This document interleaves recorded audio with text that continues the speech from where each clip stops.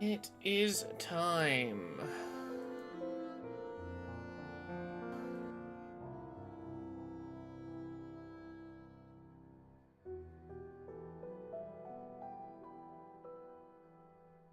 Now, the question is, do we think we can predict a release date? ROG Ally Xbox X release date. Do we think it's overlapping? October 16th is a candidate. What day of the week is October 16th?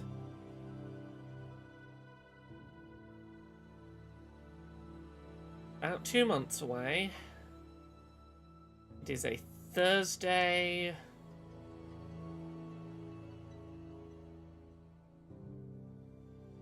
Mid-October. It's a mid-October Thursday.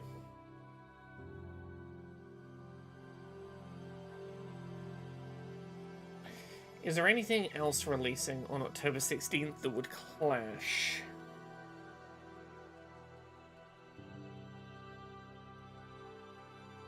So, video games 2025, and we're gonna look up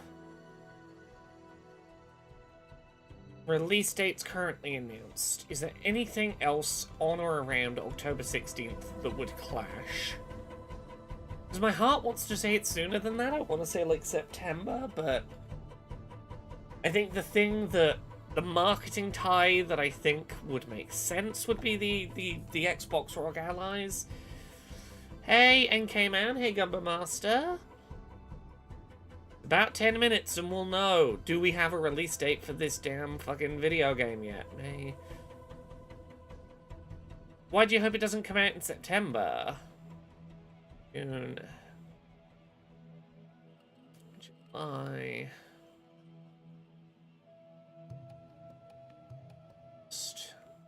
September. October. What is October? What is there anything currently releasing October 16th? It would be September is when Trails in the Sky first comes out, and I don't want that getting overshadowed. October 16th would be the same day as Pokemon Legends ZA, and I suspect that they don't want to release the same day as a first-party Nintendo game because a lot of Hollow Knight players are on Nintendo platforms, and I think, like, that's a thing they want to avoid overlapping.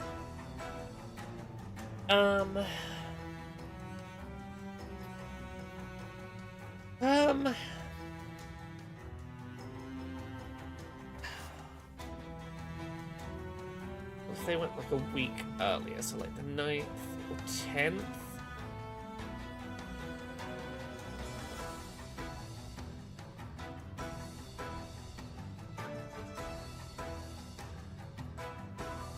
The 9th of October.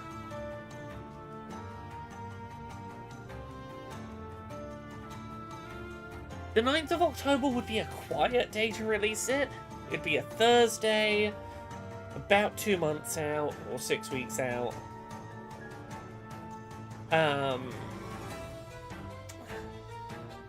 My thinking for October 16th was it's shown up pretty heavily in Xbox ROG Ally marketing, and that releases October 16th. And having that release the same day with, like, you know, genocide stuff aside, I'm theory crafting, with Hollow Knight being on Game Pass and Game Pass being on this Xbox handheld and it running well because it's a game that is well suited to handhelds, releasing on the same day. All feels pretty synergistic marketing-wise. We have one bingo space for this presentation, which is release date. That's the bingo space.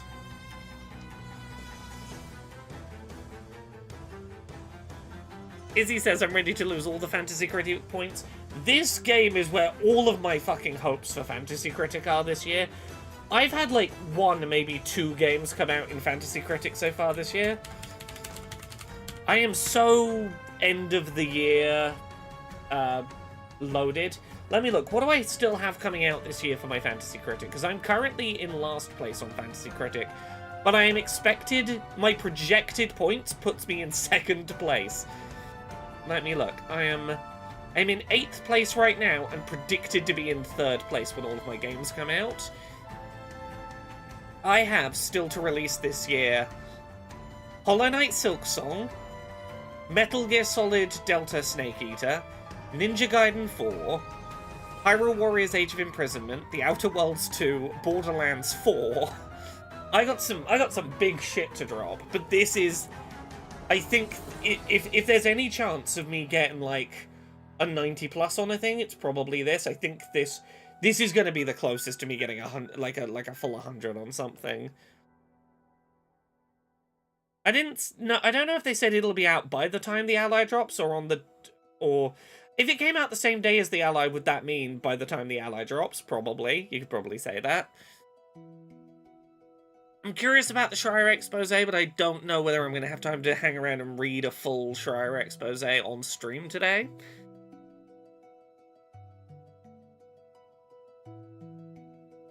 Yeah. Deltarune getting scored reviews and counting for Fantasy Critic despite only chapters 3 and 4 coming out this year, and not the full thing, really fucked me. I was really betting on not all of the chapters are going to be out, and that'll mean it won't get scored reviews yet. I wonder if it'd be a Switch 1 game or if it'd be Switch 2 only. I imagine Silksong will come to Switch 1. I will be picking it up on Switch 2, though, because according to people at Gamescom, it runs 120 frames a second in handheld and looks fucking gorgeous. Apparently, despite it being at both the Xbox and Nintendo booths, the Nintendo Switch 2 demo at Gamescom looks nicer than the Xbox demo because it's running at double the frame rate, and that's really nice for this art style.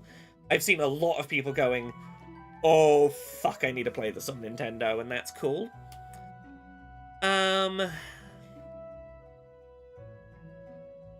What is Fantasy Critic? It's a thing that, basically, you know how there's, like, fantasy sports leagues where people do, like, they collectively bet on, like, which players and which teams are going to do well in the sports, and then, like, it's not for real money or anything, but, like, at the end of the year, who picked the best sports people that did the most scored the most goals or whatever, they win their sort of their friendship group predictive bingo.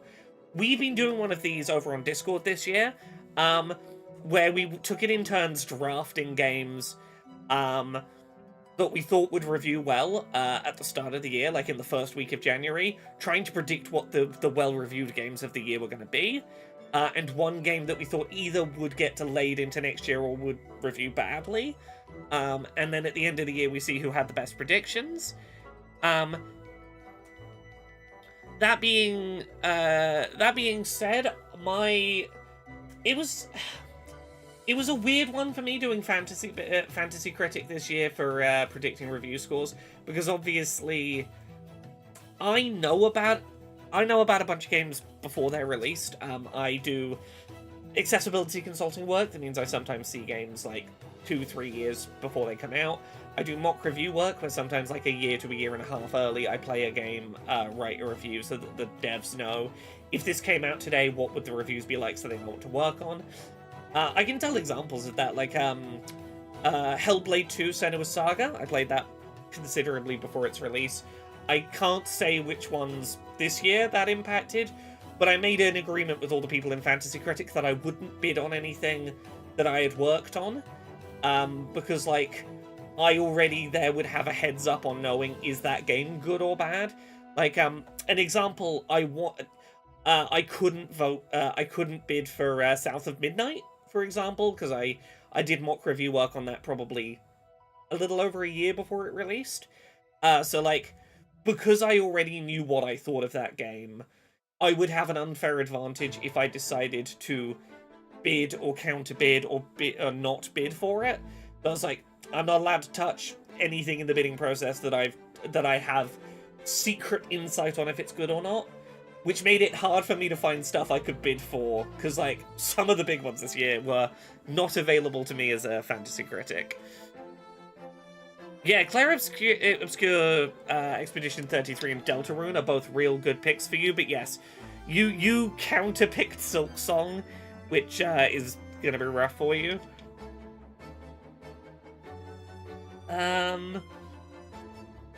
Okay, we got 3 minutes. I'm putting my prediction down. October 9th. I'm gonna say October 9th.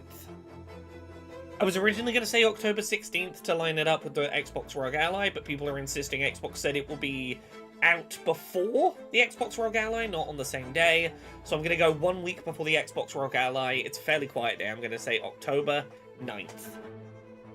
Hope the Steam Deck can keep up with Switch 2's performance. Doubtful, though. I mean, it won't be playing it at 120 FPS, because the Steam Deck doesn't have a 120 FPS screen. But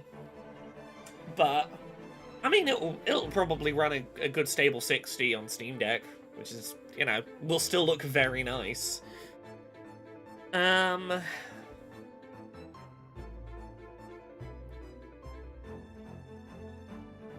It's nearly time. Then I've got a Dice Funk to record tonight, and another AA episode to go up tomorrow. Pixel Chat says, I feel like it's going to be super close, like start of September close. Here's the thing, part of me's like thinking it's like 2 weeks away or something. But I don't know if they would be like doing demos at conventions if it was going to be out so soon. They're demoing at Gamescom this week, they're demoing at PAX East next week.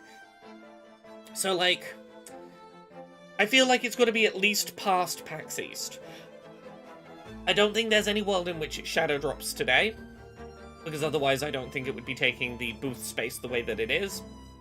I think it's got to be, at the earliest, 2 weeks from now. 2-3 weeks from now feels like the earliest it could possibly be. At PAX West, sorry. Wrong PAX. I don't know. It's showing up at PAX. I'm trying to remember them. Oh, Ruby Galaxy art? Yeah, that is indeed today. It's going to be 1 minute 50 seconds long, so it's not going to be huge, but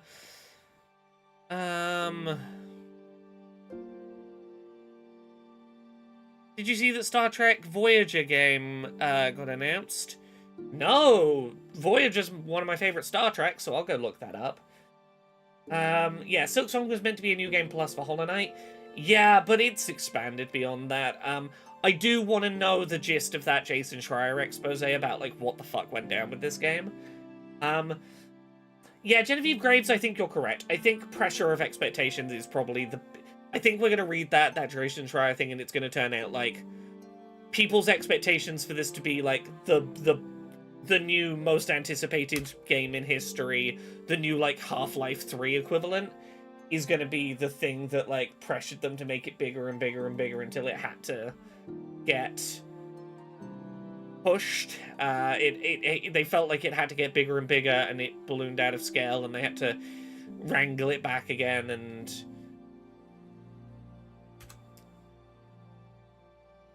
come on, start that premiere.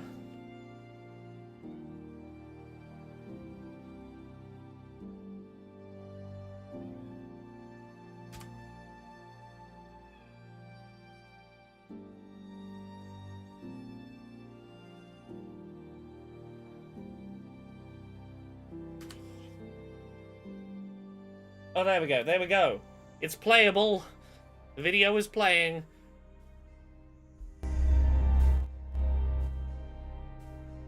Oh. Fucking teasers. This 3-minute timer is almost twice the length of the video it's teasing. It's a 1 minute 50 video with a fucking 3-minute countdown.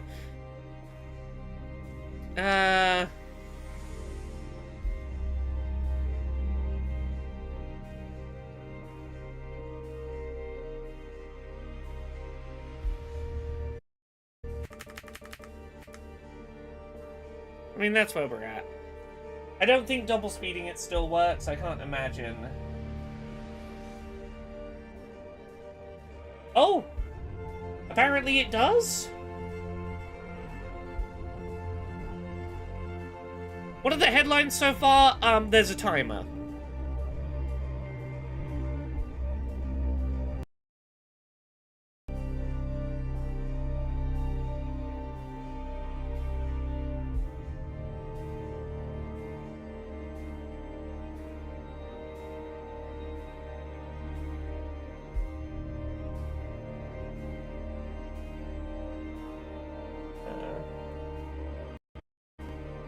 Okay, we can't get any further forward.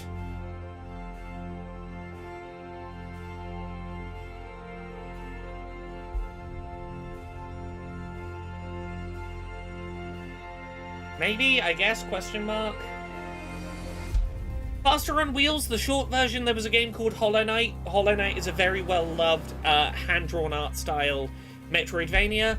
They were gonna make a DLC or a New Game Plus, and then that expanded into a sequel, and then that sequel was in development for a very long time, and people loved the first one so much that their expectations for the sequel became impossible. Okay, I'm looking for the Jason Schreier thing now to see if I can...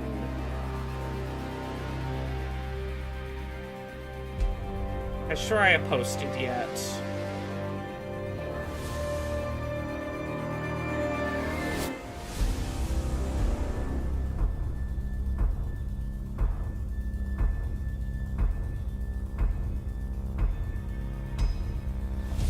Okay, here we go. It's time.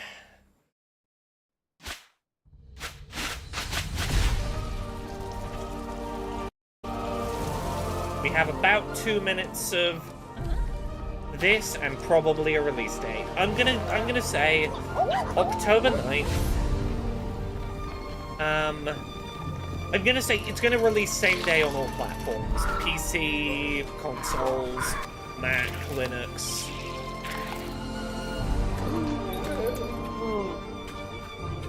I would like to see some accessibility improvements to... That map looks better. That looked like a more accessible map layout.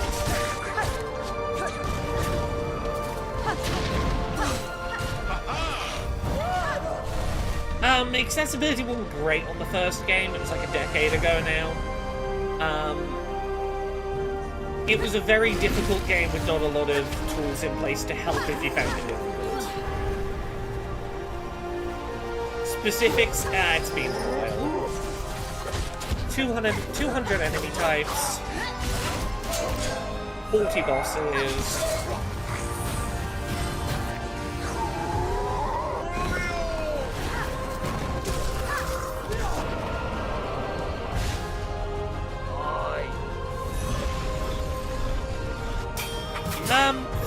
Fairly dexterity heavy, fairly timing heavy.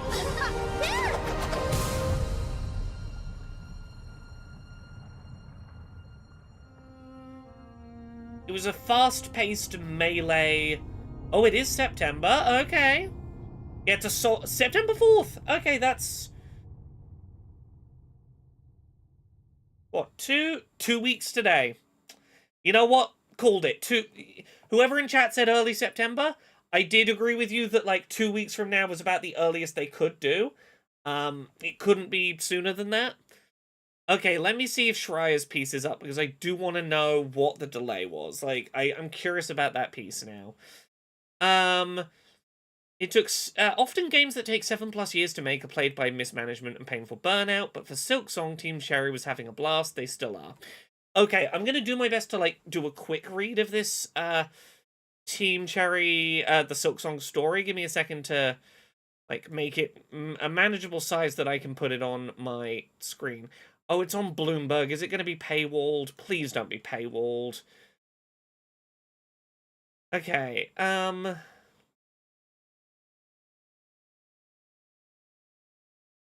The lengthy production wasn't the result of development challenges or obstacles. They just needed all these years to ensure it was exactly the game they wanted to make. We're a small team. Games take a lot of time. There wasn't any big controversial moment behind it. Schreier, you were a little clickbaity when you said, "Oh, I'll reveal the reason behind the delay," and there wasn't really a controversial reason behind the delay. Let's see. It was gonna be an expansion. In February 2019, they announced it had grown too big and would become a sequel. Hollow Knight had been massive. They were just going to build a smaller world for Silksong.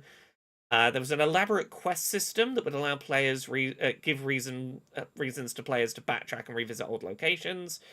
Hollow Knight had a single town full of shops and characters. there would be multiple towns in this serving as hubs for quests. We realized it was going to be a thing that would rival the scale of Hollow Knight or probably exceed it. Their development style, which may have been too much fun. We're very fortunate we have a development method that is so enjoyable. Everything comes together quickly, you can see results fast. It allows you to go off on tangents, explore ideas, even if they might not pay off ultimately. Someone will offhandedly mention a weird character as an idea, someone else laughs, and that's enough for us to try for us to try implementing it. It's for the sake of just completing the game that we're stopping. We could have kept going. Okay, so they were like, when Hollow Knight sold, it seems like the gist is Hollow Knight sold so bloody well that they had the freedom to go, we don't have to go, it needs to be done, we need to stop adding to it, we need to get something out the door. They were like, no, if we want to keep making this bigger and like we keep having more ideas and we keep wanting to do stuff with it, we can feature creep for fun. Yeah, I agree. I really hope that if that is the case, that they have taken the time to add in a shit ton of cool accessibility features. If you've got like the time to fucking bum about and like throw whatever you feel like into a game, you have the time to do accessibility work.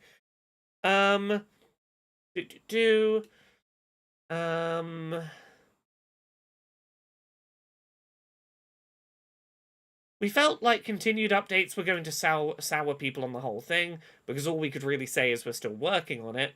They wanted to be particularly cautious about avoiding spoilers. They didn't want to spoil things by showing too much during development. They thought Silksong would be out much sooner. Instead of popping up and bugging people for the sake of it, it felt like our responsibility was to work on the game. Probably at the time we thought we were going to go quiet for a year or two and then the game would come out. In 2020, COVID disrupted production. Oh, actually, they had a really easy time during COVID. COVID didn't really slow them down. It resurfaced in 2022 during the Xbox event, in which they promised that all games shown would be out within a year. Xbox doubled down on that, saying that Hollow Knight Silksong would be out before June 2023. At the time, the developer thought it was true. There was a period of 2 to 3 years where I thought it was going to come out within a year. Okay, they just didn't have a finish line and made promises that they then didn't stick to. Silksong has more elaborate bosses than Hollow Knight, more gameplay systems, more interactivity. They wanted objects in the world to react to Hornet's various tools. We're always underestimating the amount of time and effort it'll take us to achieve things. The longer development lasted, the more pressure the team felt to ensure everything was as fine-tuned as possible. They'd spent so many years on it, why would they rush now? The more time they spent polishing it, the more time they needed to apply that level of polish consistency across the rest. It's multiplicative. As you add stuff, it gets harder and harder to polish to the level that meets people's expectations given how long it's been in development. The development team remained tiny. They didn't have to manage and delegate, but they didn't like they didn't do much outsourcing stuff out to like external teams. They didn't use task management software. They never the biggest reason is apparently just they never had to worry about money. During the production of Hollow Knight, they'd stay lean, sometimes living off leftover triangle sandwiches their office neighbor would bring them after meetings. My dad would sometimes pop by and give me $20. I'd be like, oh, I get to eat today. Thanks to the first game's incredible financial success, they no longer have to scrounge leftovers. I live in a very basic 2-bedroom apartment. You know what? Sometimes I think, you know what would be better? A 1-bedroom apartment, because then there's even less to obtain. I'm at work all the time anyway. Hype kept building. Expectations got terrifyingly huge. They tuned it all out. Basically, the studio stopped ever going on the internet. They've never seen any of your shouts for Silksong news. Occasionally, family and friends would send them the funniest things they saw. Once in a while, people would show up in person at the Team Cherry office, sometimes with their children. That's what, hoping for a Willy Wonka-style experience. They were disappointed by what they found. It's a grubby room full of cardboard boxes. Okay, so they did just allow people who turned up at their office to come have a look around, apparently. In early 2025, they could see the finish line, started making plans to release the game in the fall. Nintendo and Xbox said during their live events this year it was going to be a 2025 game. People were cautious. The shape of the game has been finalized for a while now. The last 2 years or so has all been about polish. They're happy the game is finally coming out. The most interesting thing now is what we can add to it next. We've got a plan. Admittedly, some of the plans for that stuff are kind of ambitious as well. Oh god, it's gonna be Hollow Knight 3. Hollow Knight 3 is gonna be the next fucking thing people ask for. They're like, we've already got ambitious plans for the next one. Yeah. You know what? I'm going to try and reach out to them and go, I would love to know if you've got any accessibility stuff in here. I would love to get a review copy and be able to talk about it from an accessibility perspective. From what I can tell, it's an all-platform release. It seems like it's coming to all platforms on the same day, 2 weeks from now. Yeah, there you go. That's the Hollow Knight news. We got a half-hour stream out of a 2-minute stream. I'm gonna go get on with some other bits of work. Have a good day, everyone. Have you not been asking them for accessibility info before now? Oh, I have, but, like, they've been ignoring the internet. Now that they have a release date, like, I might actually get an answer out of them. So yeah, Pogposition will be up later today, and tomorrow I've got an AA episode going up, and I'll be streaming more Yakuza 0 in the evening. I don't know what I'm going to do with streaming, because I want to get Yakuza 0 finished, but also inevitably I'm going to need to stream Silksong when it comes out, so we'll work out how I want to handle that set of streaming conflicts. We'll work it out. Thank you very much, everyone. I hope you've enjoyed. I'll be back soon.